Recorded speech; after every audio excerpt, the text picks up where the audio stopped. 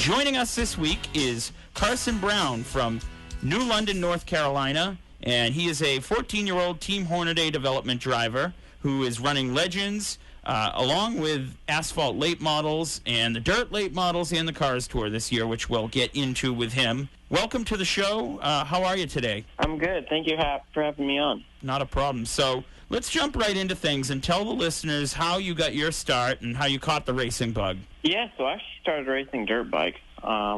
Started forest riding and racing those. And then I got hurt pretty soon into that racing career. And then it just didn't make sense for us to do that long term.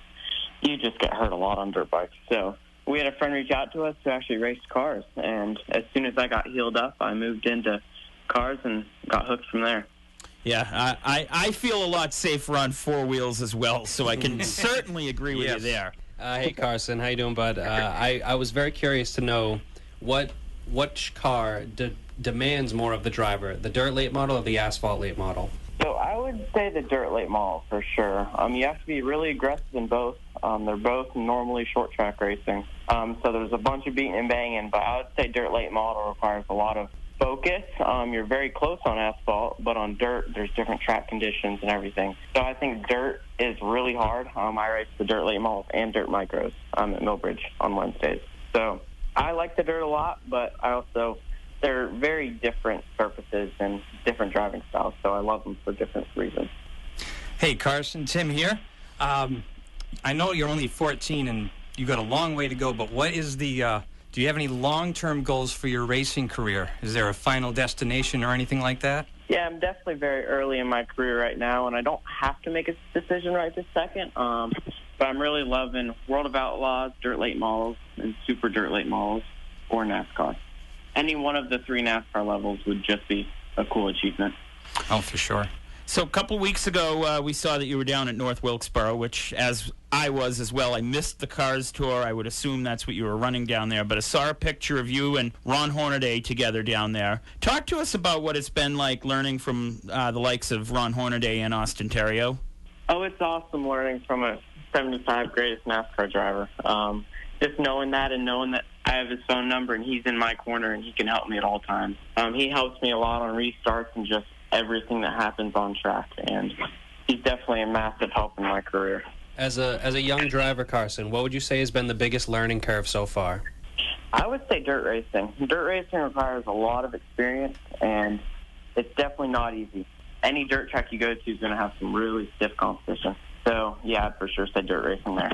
So, talk to us a little bit about some of maybe the guys you watch, whether it be on Saturdays, Sundays, who really inspire you, some names that you might have there. Yeah, so I run dirt late models with Mike Marlar. He mentors me a lot, and I'm running under him. And I aspire to be like him because he's really good in dirt late models, and he made a great career out of it. And also Ron Hornaday, I don't get to watch him anymore because he doesn't race anymore, but I aspire to be like those guys because Ron's just a really good NASCAR, and Mike Marlar's really good on dirt. How about another question there for you, one we like to give the plug to. Talk to us about some of your sponsors, some of the folks who are on the hood of your race car or on the quarter panels, fenders. Talk to us. Tell us some of those folks helping your racing career along. Yeah, so Pay Cafe is my biggest one. They're a credit card processing company, and they undercut the market on credit card processing. So they'll go to your business, and you can they'll look at your previous books and records and what you're getting charged for processing a credit card fee, and then they can undercut that and go in and help both the store and you purchasing stuff. Cool. I feel like being under a driver with as much prestige as Ron Hornaday or Mike Marlar, attention gets brought to you automatically, whether results come in or not. Have they given you any tips on how to be media trained or any tips along the line of how to deal with the public or fans or anything like that? Yeah, so under Team Hornaday, that's more of a Team Hornaday thing. Candace Hornaday has a lot of people that are under her and help her out for her drivers. So Candace Hornaday does have some people that work with her, Taylor Kitchen being one of them, and they help a lot just working on interviews and media stuff on and off track. Now, I know everyone has their own way of getting ready for the races, and how do you mentally prep? Is there any... you have a favorite soundtrack you listen to get hyped up or anything like that? It's funny because many people have their things that they do, like they'll wear their socks and music or anything.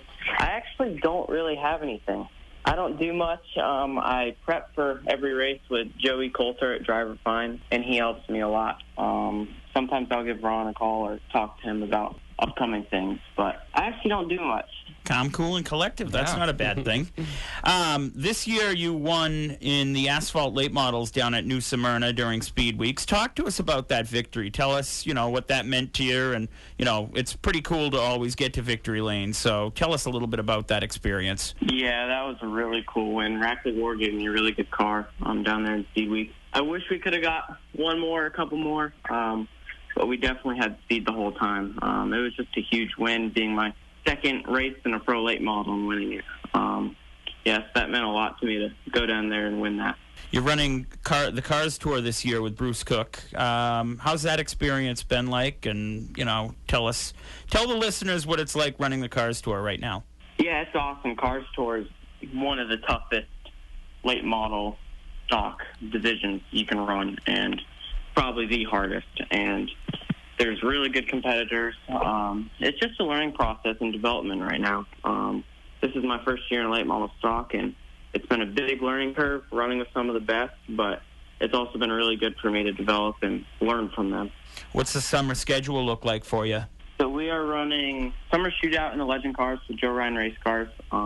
We are going to be running Millbridge in the Micro and Cars Tour.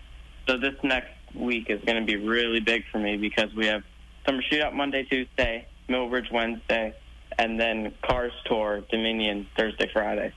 I'd say that's a busy week. Wow. Yeah. Yeah, that's definitely a busy week.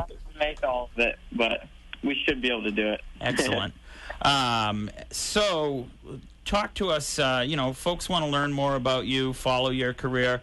I would assume you're on the socials. Give us the lowdown, the website, anything like that.